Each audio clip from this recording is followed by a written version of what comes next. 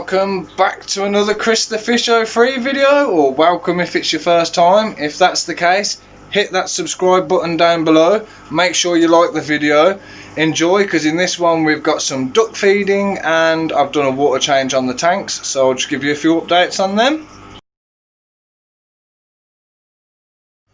Alright, so as I said, make sure you hit that subscribe button. Today we went down to Arrow Valley Park in Redditch and we saw some ducks and geese and swans, managed to feed them. The kids had a ball.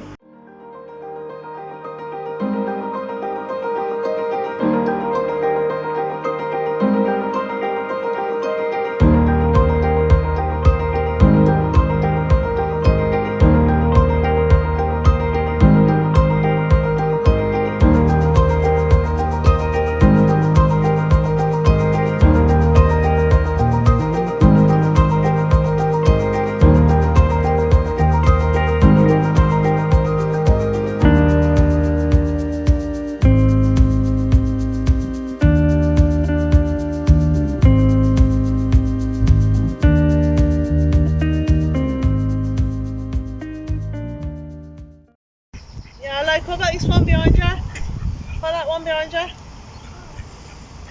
funny how they That's it. That's it, and that one. That's it. That's funny how they eat them. That's it. That's funny how they eat them. That's funny. Alright, no, don't go down there. I've also done a load of water changes on all the tanks today, purely because of the heat that we've had this week. They all do with a nice refresh, just like we do. So every single one has had, say, about a 40% water change, just to try and bring the temperatures down a bit. A lot of people like to put bottles of ice in and things like that. I'll just leave them to it. They haven't had any problems with any of the tanks, so we'll just make the most of it. Other than that tank, which was a pain in the backside because I had to clean the filters and they were a mess to get out, so of course the tank was a bit clouded. It has cleared up a lot now, but obviously don't look that clear in the clip that you'll see later on. But yeah, so far so good, fingers crossed, no more losses, and we might be saying goodbye to another fish as well. Find out which one. Alright, so this one isn't as crystal clear as it usually is, but that's because I had a fight getting the filters out. I've done water changes on all the tanks. This one, as soon as it just went cloudy and I had to get the filters out to clean the filters.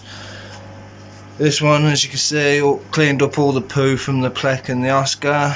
The Oscar's being moved on tomorrow and I'm swapping in for some smaller fish, purely because I don't see the point in having such a big tank for one fish. I like to have lively, active tanks, as you can see. So he's going to go tomorrow and I'm going to swap him for a load of fish. And we've got the Malawi tank, as you've seen, absolutely stunning. We've had no aggression or anything in here either.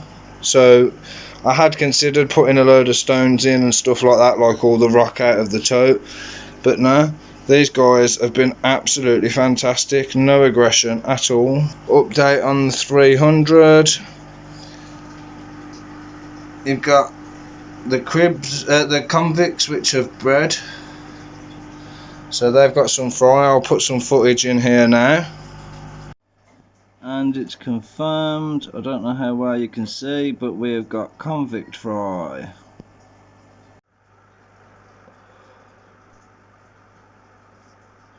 Looks like they're just hatching as well.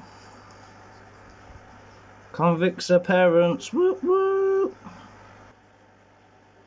Just coming out of their eggs, woohoo! And then you'll see also that they keep trying to chase everything away from that area.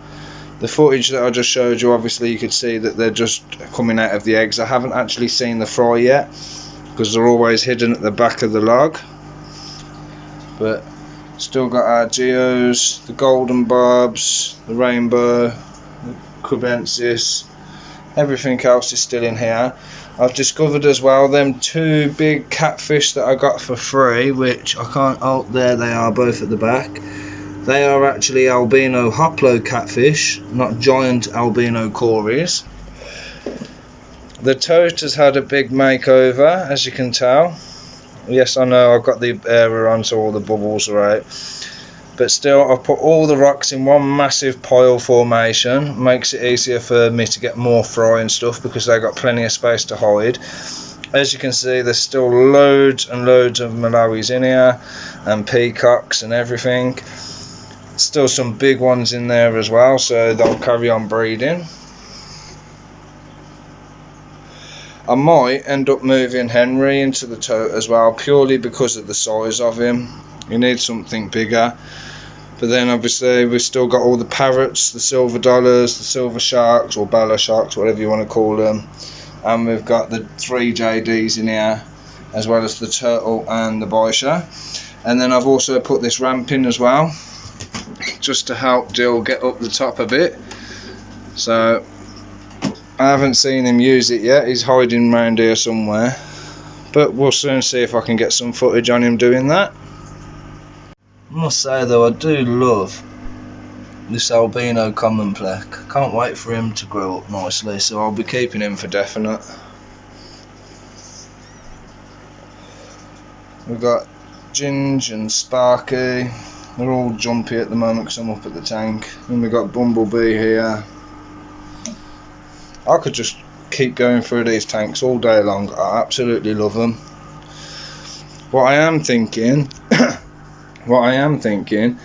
is these 6 golden barbs might come out of here, go into here, and I might swap him for a load of tiger barbs, and I might recreate my old barb tank a bit, because I used to love that tank. I'll dig out a clip and show you my old barb tank now. Right, the barb tank has got to have a nice clean down. It's not too bad, as you can see. It's beautiful, it's crystal clear, but look at the state of the sand, all thanks to my wonderful plec.